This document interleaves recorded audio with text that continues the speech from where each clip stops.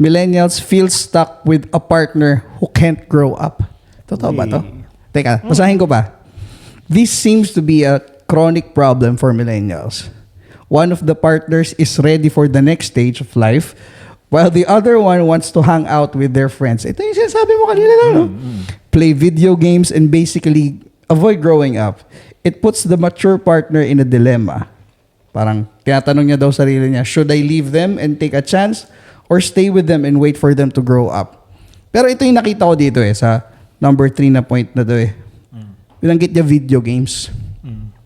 Tayo nga naman yung era na nasimulan yung maglaro ng video games. No? Nakakabata ba? Nakaka-immature ba yun kung ganun? Hindi. Nahiya pa si Mary Jo Rapini sabihin na yung babae at lalaki. Oo. Nahiya yung babae na iwan yung lalaki.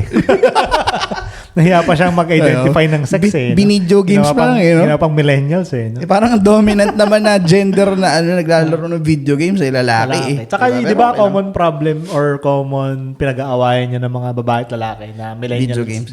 Dota o ako. Yan, Dota o ako. Ayan, tagal na nun. Alam pa ba ng mga bata yung catchphrase na yun? Diba? Dota o ako. Hindi kasi, yun again, biologically, di ba, mas mabilis nga daw mag-mature yung utak ng babae compared sa lalaki. Oo. Yan, tama ba yun? Doc? Puberty, nauna sila. Sa puberty, mas mabilis. Mas may play habit pa rin talaga tayong mga lalaki di ba? Wala may epekto yung technology dito sa point number 3. Oo, parang mas na-open yung mga tao, mga millennials sa ibang form ng entertainment. Na sobra naman kasi nakaka-addict din minsan ako, aminin ko na gamer ako Pero, di ba? Minsan nakaka-addict Pero, halimbawa ako, hindi naman ako gamer. Pero, sabihin mong, yung iba, na-addict sa pagtambay, sa pagbabasketball, araw-araw basketball, or araw-araw tambay, nagiinom sa kasama yung mga tropa, or nakipagkwentuhan. Gets ka.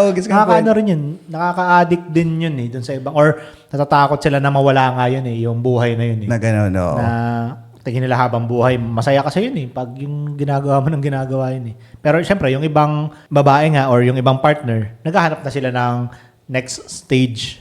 Kaya di ba ang kadalasang sinasabi ng babae, gusto nila naghahanap sila ng mas matanda sa kanila, mas mature sa batch nila. Kasi nga, hindi pantay yung maturity level ng babae at ng lalaki.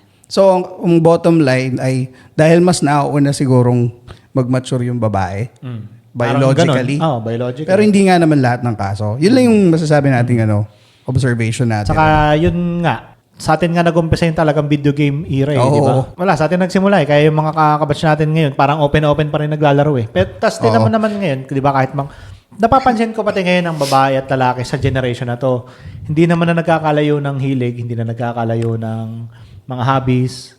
Lalo na sa Gen Z, no? Di ba? Sa Gen Z. Parang kung may gamer na babae, may gamer na lalaki. Ang dami na nga Tapos may mga cosplayers, may mga... Kumbaga dati, at a certain age, parang gagawin mo lang yun at a certain age. Pero dapat, sasabi nga sa akin dati, tanda-tanda mo na, nagka-cartoons ka pa. Lagi high school, yun di ba? Cartoon ka ng cartoon, computer ka ng computer. Di ba? Naglalaro ka pa. Parang, ayun nga, di ba? Papasok na naman yung boomer Gen X na parang may certain rules sila sa buhay na pag dumating ka sa gantong age, ganito na dapat. Pag dumating ka sa gantong age, ganito na dapat. Tama. Parang tayo yung nag-break nung ganong sistema. Kaso doon sa ibang partners, doon sa ibang babae nga, the usual na sila yung naghahanap ng next step na mag-grow up ka naman.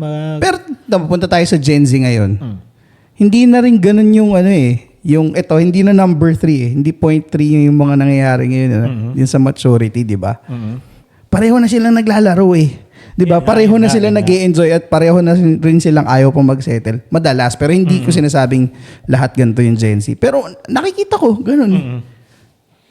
Siguro, epekto rin ng technology. Social media. Mas may freedom na mas may freedom, tama. Tingin ko ngayon, nababasag na talaga yung rules na, yun nga, sa gantong age, ganito ka dapat. Actually, pati sa sa gender.